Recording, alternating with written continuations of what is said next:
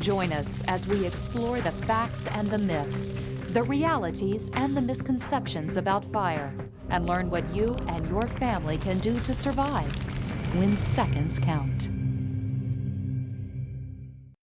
I think that the average person has a misconception that a fire will never happen to them. A real fire is very difficult to see, oftentimes very black. It's unable to see your hand in front of your face, making it extremely difficult to get out of your home.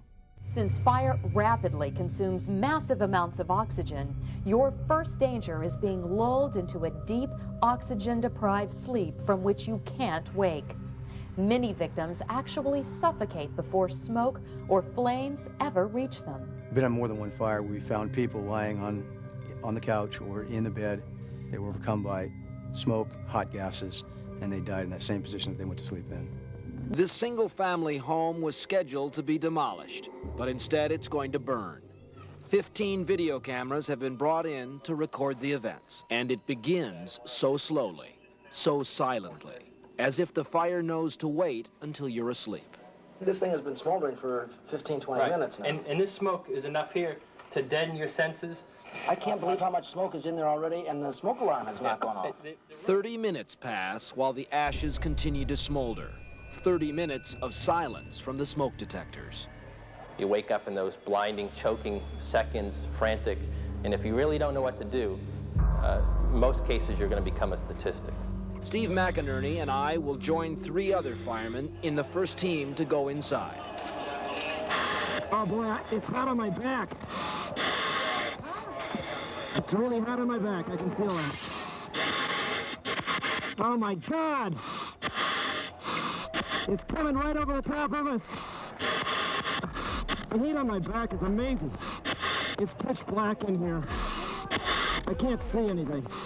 The fire is fought in total darkness. We creep along the edge of a side wall toward the back nursery. Where's the crib? Yeah, it's too hot. It's too hot. There is no way a child or adult could make their way through here. Just because you have smoke detectors doesn't mean that they're going to work and save you or your home. Most recently, we went on a house fire, and the detectors never alarmed. There are different types of detectors available. The most common in homes is the ionization detector. It works like this. Ions flow between 2 metal plates. When smoke particles enter the chamber, the flow is interrupted and the alarm is triggered. If you burn toast in your kitchen and your smoke alarm goes off, you would probably conclude that it would function adequately in any kind of fire. Well, think again.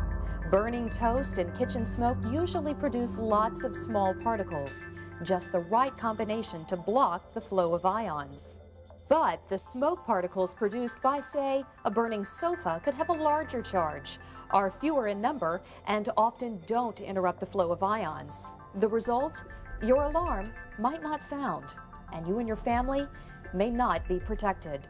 Tim DeDeer, today an arson investigator and fire protection specialist, performed the risk analysis research when he was a graduate student at Texas University. Tests showed a big quality difference in between the ionization and the optical detector, and it was a big shock to everyone. Well, there's a misconception out there that a lot of people think they have the proper protection or enough protection, and the truth is, most of us don't have enough protection, and we need more. The tests found that over time, these types of detectors have a 55.8% probability of failure in a smoldering fire. The smoke detector actually never did go off, it melted. Actually, we were standing outside watching the house burn, and we heard the fire alarms, the smoke alarms finally start beeping when we were outside.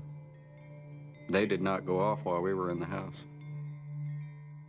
Just about a month before the fire actually happened, the fire department had been out testing smoke detectors in the area and had just put brand new batteries and tested my smoke detector. So that was quite bothersome to us that, you know, I mean, our house was full of smoke. It was billowing out of all of the windows, and yet our smoke detector never went off. My house was at the time a 4-year-old brand new home with 7 smoke detectors. They were wired in with battery backup. I knew they all worked. We were very diligent on replacing batteries and things like that for it. And that's when it kind of dawned on me, wow, I never had none of my smoke detectors were going off. In a fire, you don't realize that you lose all your everything, every picture, every video, everything that I've ever possibly worked for. You know, you always think you got time, but I mean, it went real as fast. I've never seen anything go so fast.